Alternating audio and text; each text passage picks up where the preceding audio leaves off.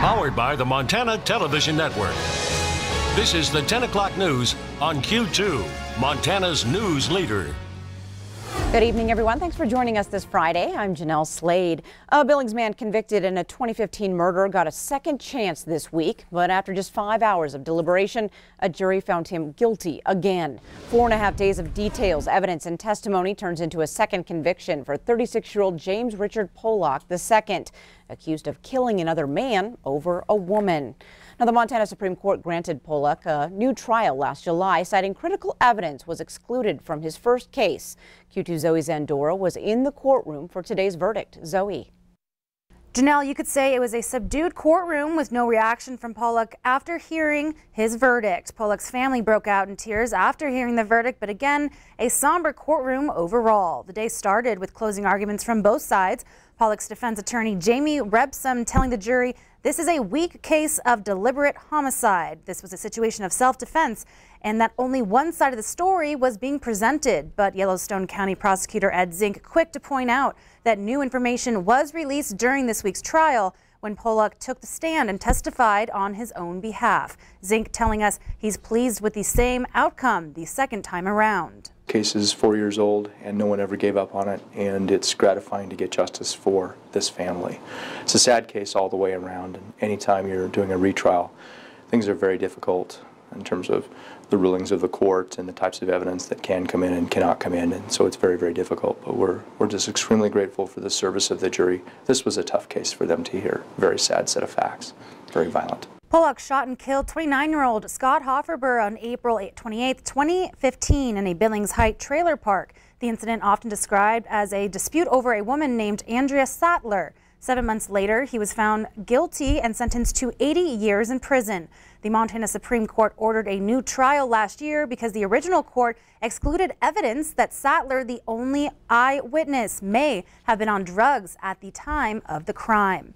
Now, Pollock is scheduled for sentencing in June. Jeanelle? All right, thanks, Zoe.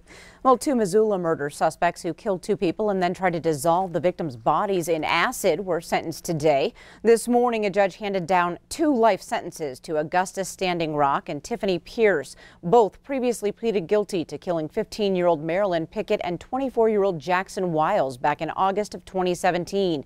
Now, documents state after killing the pair, Pierce and Standing Rock attempted to dissolve the bodies by placing them in tubs filled with chemicals in the basement of their Missoula home. I would like to offer my deepest and most sincere apologies and condolences.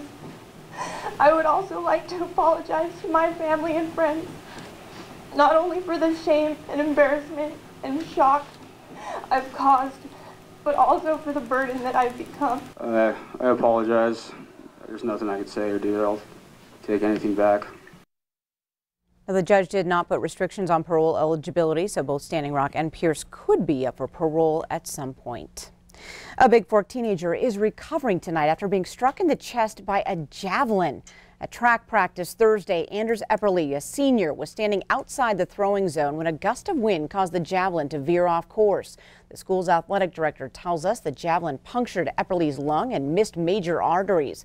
Epperle was flown to Kalispell and is expected to make a full recovery.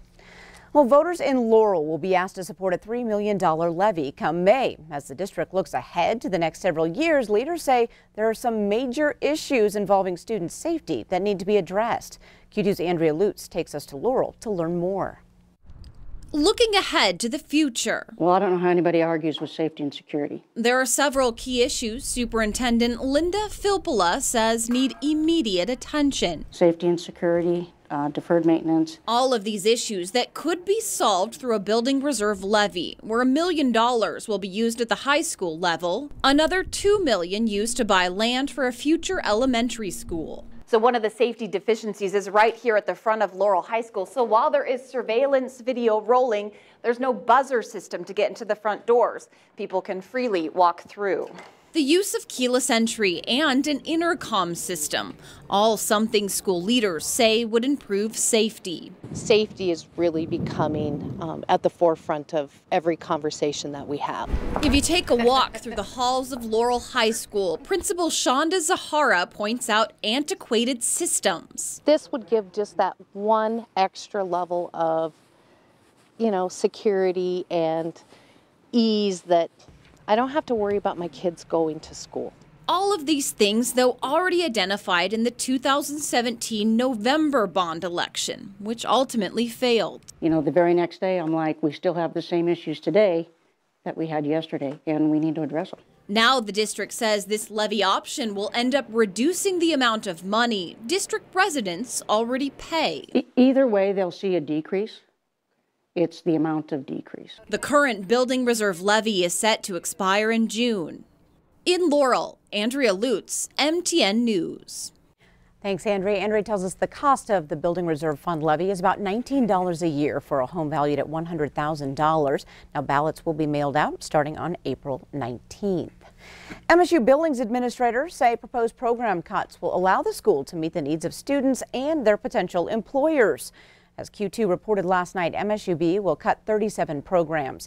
Today, Q2's David J. talked with a woman overseeing this process. David.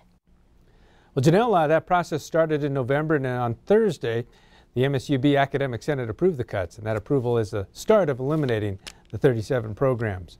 Department chairs, deans, and faculty have helped with the strategic program alignment. Phase 2 will look at the next steps for programs labeled Integrate and Invigorate. This is something universities have been doing nationwide and in Montana. And the first phase, that is, eliminated those programs, and phase 3 will add programs.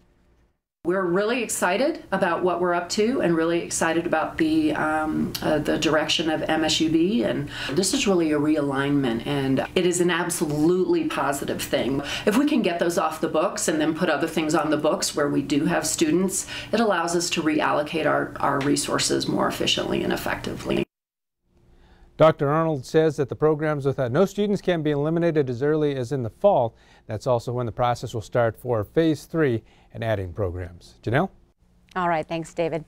Well, state lawmakers took more votes today on two big issues tying up the 2019 legislative session: Medicaid expansion and the future of power plants and transmission lines at Colstrip. But they don't appear much closer to resolving things. MTN's Mike Dennison explains.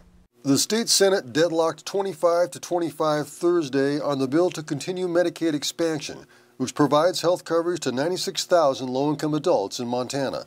On Friday, Democrats asked the Senate to take it up again, but leaders of the Republican majority argued against it. I've had a lot of people come to me with a lot of questions that they're delving into that legislation and they want some more time. The Democrats' request failed on a 24-26 vote.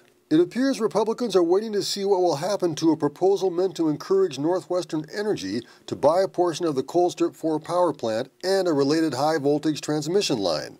GOP lawmakers say the purchase will help prolong the life of the power plant, save jobs, and help energy generation in the state. Late Friday, on a party line vote, Republicans on a House committee approved a bill containing this proposal. So no matter what, Montana's going to need more power. If there's an opportunity for us to pick it up right here, already in place in Colstrip, burning coal that's from Montana, I don't see how this is a problem. The bill was amended to give the State Public Service Commission more control over how Northwestern customers would pay for the plant costs. But Democrats say it's still a bad idea. This committee and this legislature is most obviously not a substitute for the PSC. Nor is this committee and this legislature the proper place to negotiate specific energy trades. But it's also not clear whether sponsors of the Colstrip bill like the amendments either, or what that means for action on the Medicaid bill. Republican State Senator Dwayne Ankney of Colstrip told MTN News late Friday that the Colstrip proposal may end up in a joint House-Senate conference committee, which could insert the language that makes it work. One thing we do know, the clock is ticking. Whichever bill solves this puzzle must clear their respective House by Tuesday. At the Capitol, Mike Dennison, MTN News. Thanks, Mike. And today, a major topic of interest in the coal community, a lawsuit filed by developers seeking to build a Pacific Northwest port in Washington to ship Montana and Wyoming coal overseas has stalled once again. Developers now must wait on another court's ruling before a judge will hear this case. Well, turning to weather, Ed McIntosh is in for Bob tonight. And Ed, we can finally stop and smell the flowers because it's finally warm enough for those flowers to bloom. My crocuses are gorgeous. And now we got to water them a little. Yeah. So heading into the weekend, we'll let Mother Nature take care of that. Starting off tomorrow, we're going to catch some sunshine and we'll see a warm up. I'll give you details on that in just a few minutes. But as we get in towards Sunday, those showers become more widespread, especially across the eastern plains. And at the same time, unfortunately, that could also create some periods of wind. We're going to watch some breezy conditions start to develop into the mountain foothills by the time we get into Saturday evening. And by Sunday, that wind could be pretty widespread, especially across northern Montana. Some of those wind gusts could be hitting 40 to 50 miles per hour. We'll break down all the details on the forecast for you in just a few minutes. All right, thanks so much, Ed.